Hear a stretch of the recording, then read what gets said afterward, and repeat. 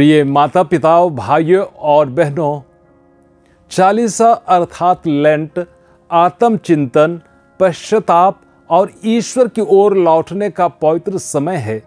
यह हमें हमारे पापों को पहचानने और ईश्वर की असीम करुणा और दया का अनुभव करने का अवसर देता है।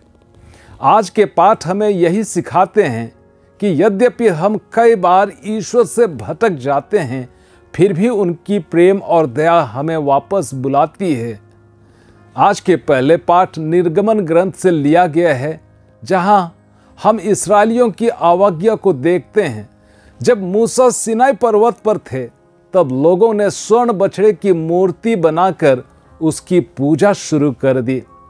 यह उनकी अधीरता और विश्वास की कमी को दर्शाता है। ईश्वर के क्रोध के बावजूद मूसा उनकी ओर से प्रार्थना करते हैं और ईश्वर अपने निर्णय को बदलकर दया दिखाते हैं। यह हमें सिखाता है कि सच्चे हृदय से की गई प्रार्थना और पश्चाताप ईश्वर की दया को आकर्षित करता है। आज के सुसमाचार में यीशु अपने श्रोताओं को ईश्वर की साक्षी के बारे में बताते हैं। वे कहते हैं कि मूसा ने जिन बातों की भविष्यवाणी की थी, वे उन्हीं में पूरी हो रही है, लेकिन फिर भी लोग उन्हें स्वीकार करना नहीं चाहते हैं।